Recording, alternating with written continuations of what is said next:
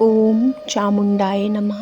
गुम गुरुभ्ये नमः। दुर्गा सप्तशती द्वितीय अध्याय। देवताओं के तेज से देवी का प्रादुर्भाव और महिषासुर की सेना का वध। विनियोग। ओम मध्यम चरित के विष्णु ऋषि महालक्ष्मी देवता उत्कृष्ट छंद शाकांबरी शक्ति बीज दुर्गा वायु तत्व और यजुर्वेद स्वरूप है। श्री महालक्ष्मी की प्रसन्नता के लिए मध्यम चरित के पाठ में इसका विनियोग है। ध्यान में कमल के आसन पर बैठी हुई प्रसन्न मुख वाली महिषासुर मर्दिनी भगवती महालक्ष्मी का भजन करती हूँ, जो अपने हाथों में अक्षमाला, फरसा, गदा, बाण, वज्र, पद, धनुष, कुंडलिका, दंड, शक्ति, खड्ग, ढाल, शंख, घंटा, मधुरपात, शूल, पाश और चक्र धारण करती हैं। ऋषि कहते हैं, पूर्व काल में देवताओं और असुरों में पूरे 100 वर्ष तक घोर संग्राम हुआ था। उसमें असुरों का स्वामी महिषासुर था और देवताओं के नायक इंद्र थे।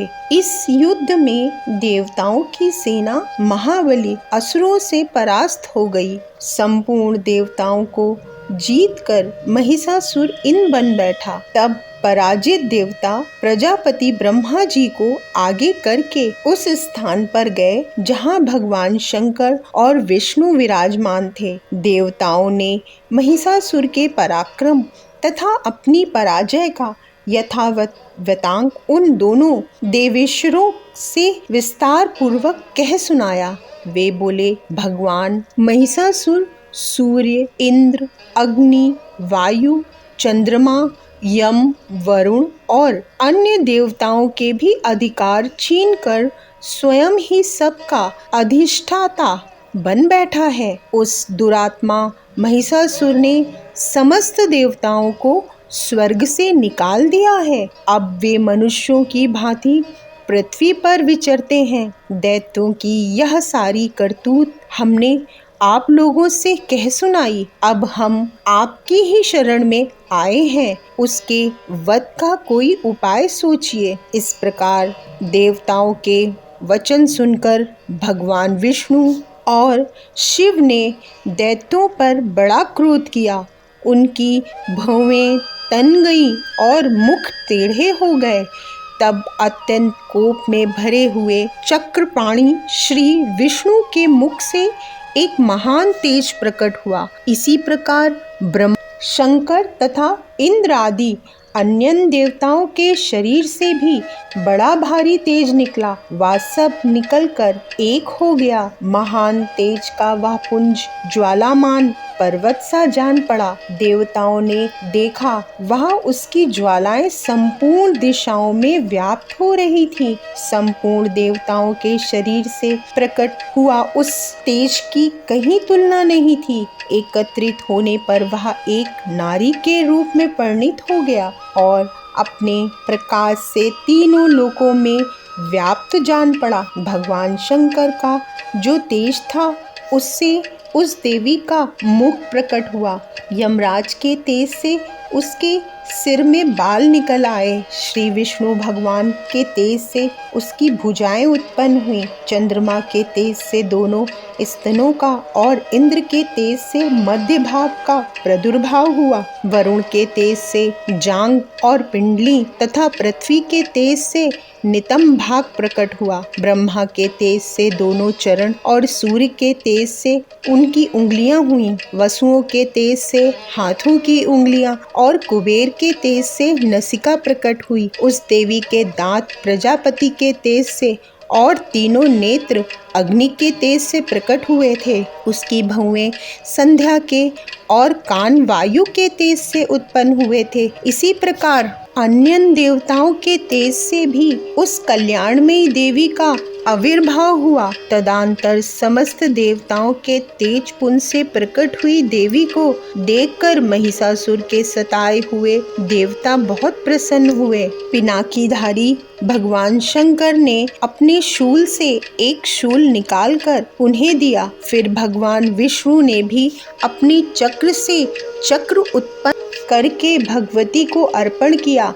वरुण ने भी शंख भेंट किया, अग्नि ने उन्हें शक्ति दी और वायु ने धनुष तथा बाणों से भरे हुए 2 तरकश प्रदान किए। सहस्त्र नेत्रों वाले देवराज इंद्र ने अपने वज्र से वज्र उत्पन्न करके दिया और ऐरावत हाथी से उतारकर 1 घंटा भी प्रदान किया। यमराज ने काल दंड से दंड, वरुण ने पाश, प्रजापति ने स्फटिका मालिका तथा ब्रह्मा जी ने कमंडल भेंट किया। सूर्य ने देवी के समस्त रोमकूपों में अपनी किरणें भर दी। काल ने उन्हें चमकती हुई ढाल और तलवार दी। क्षीर समुद्र ने उज्जवल हार तथा कभी जीर्ण न होने वाले 2 दिव्य वस्त्र भेंट किए। साथ ही उन्होंने दिव्य चूड़ामणि, 2 कुंडल, कड़े, उज्जवल अर्धचंद्र, सब बाहुओं के लिए केयूर, दोनों चरणों के लिए निर्मल नुपुर, गले में सुंदर हंसली और सब उंगलियों में पहनने के लिए रत्नों की बनी अंगूठियां भी दी। विश्वकर्मा ने उन्हें अत्यंत निर्मल फरसा भेंट दिया। साथ ही अनेक प्रकार के अस्त्र और अभेद कवच दिए। इनके सिवा मस्तक और वृक्ष स्थल पर धारण करने के लिए कभी न कुम्हलाने वाले कमलों की माला दी। जलधि ने उन्हें सुंदर कमल का फूल भेंट किया। हिमालय ने सवारी के लिए सिंह तथा भांति भांति के रत्न अर्पित किए। धनाध्यक्ष कुबेर ने मधुर से भरा पान पात्र दिया और संपूर्ण नागों के राजा शेष ने, जो इस पृथ्वी को धारण करते हैं, उन्हें बहुमूल्य मणियों से विभूषित नागहार भेंट दिया। इसी प्रकार अन्य देवताओं ने भी आभूषण और अस्त्र शस्त्र देकर देवी का सम्मान किया। तत्पश्चात उन्होंने बारंबार अट्टहास पूर्वक उच्च स्वर से गर्जना की। उनके भयंकर नाद से संपूर्ण आकाश गूंज उठा। देवी का वह अत्यंत उच्च स्वर से किया हुआ सिंहनाद कहीं समा न सका। आकाश उसके सामने लघु प्रतीत होने लगा। उससे बड़े जोर की प्रतिध्वनि हुई, जिससे संपूर्ण विश्व में हलचल मच गई और समुद्र कांप उठे, पृथ्वी डोलने लगी और समस्त पर्वत हिलने लगे। उस समय देवताओं ने अत्यंत प्रसन्नता के साथ सिंहवाहिनी भगवती से कहा, देवी तुम्हारी जय हो। साथ ही महर्षियों ने भक्ति भाव से विनम्र होकर उनका स्तवन किया। संपूर्ण त्रिलोकी को क्षोभग्रस्त देख दैत्यगण अपनी समस्त सेना को कवच आदि से सुसज्जित कर हाथों में हथियार ले सहसा उठ खड़े हो गए। उस समय महिषासुर ने बड़े क्रोध में आकर कहा, आह ये क्या हो रहा है। फिर वह संपूर्ण असुरों से घिरकर उस सिंहनाद की ओर लक्ष्य करके दौड़ा और आगे पहुंचकर उसने देवी को देखा, जो अपनी प्रभा से तीनों लोकों को प्रकाशित कर रही थी। उनके चरणों के भार से पृथ्वी दब रही थी। माथे के मुकुट से आकाश में रेखा सी खिंच गई तथा वे अपने धनुष की टंकार से 7 पातालों को क्षुब्ध किए देती थीं। देवी अपनी हजारों भुजाओं से संपूर्ण दिशाओं को आच्छादित करके खड़ी थी। तदनंतर उसके साथ दैत्यों का युद्ध छिड़ गया। नाना प्रकार के अस्त्र शस्त्र के प्रहार से संपूर्ण दिशाएं उदासी होने लगी। चिच्छुर नामक महान असुर महिषासुर का सेना नायक था। वह देवी के साथ युद्ध करने लगा। अन्य दैत्यों की चतुरंगी सेना साथ लेकर चामर भी लड़ने लगा। 60,000 रथियों के साथ आकर उदग नामक महादैत्य ने लोहा लिया। 1 करोड़ रथियों को साथ लेकर महाहनु नामक दैत्य युद्ध करने लगा, जिसके रुएं तलवार के समान तीखे थे। वह असीलोमा नामक महादैत्य 5 करोड़ रथी सैनिकों सहित युद्ध में आ डटा।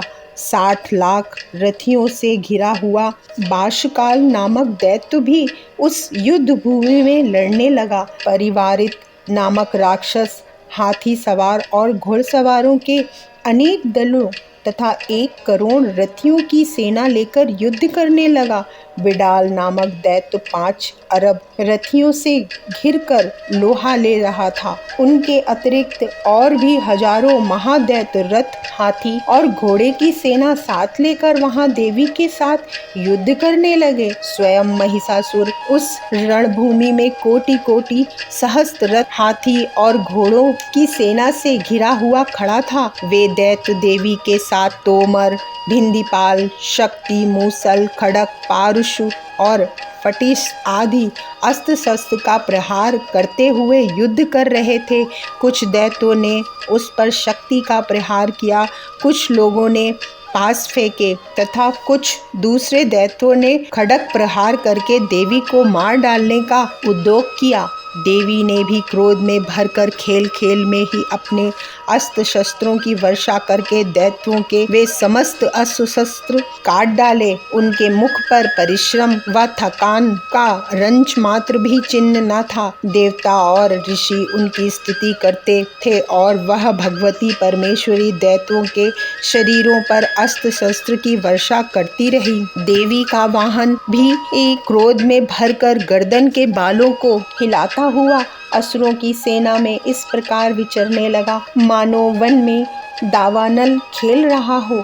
रणभूमि में दैत्यों के साथ युद्ध करती हुई अंबिके देवी ने जितने निश्वास छोड़े वे सभी तत्काल सैकड़ों हजारों गणों के रूप में प्रकट हो गए और पार्शु, भिंदीपाल, खड़ग तथा पटीश आदि अस्त्रों द्वारा असुरों का सामना करने लगे। देवी की शक्ति से गढ़े हुए वे गण असुरों का नाश करते हुए नगाड़ा और शंख आदि बाजे बजाने लगे।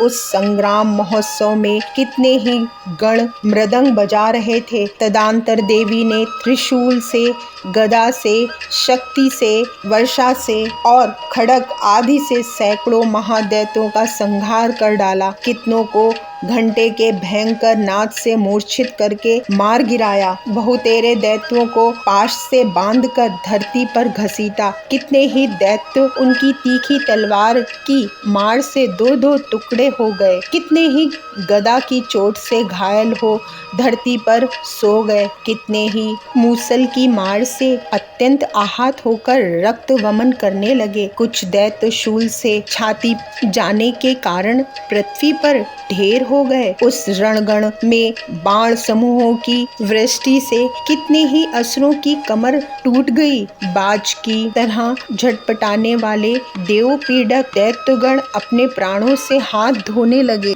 किन्हीं की बाहें छिन्न भिन्न हो गईं, कितनों की गर्दनें कट गईं, कितने ही दैत्यों के मस्तक कट कट कर गिरने लगे। कुछ लोगों के शरीर मध्य भाग में ही विदीर्ण हो गए। कितने ही महादैत्य जांघें कट जाने से पृथ्वी पर गिर पड़े। कितनों को ही देवी ने एक बाह, एक पैर और एक नेत्र वाले करके दो टुकड़ों में चीर डाला। कितने ही दैत्य मस्तक कट जाने पर भी गिरकर फिर उठ जाते और केवल धड़ के ही रूप में अच्छे अच्छे हथियार हाथ में ले देवी के साथ युद्ध करने लगते थे।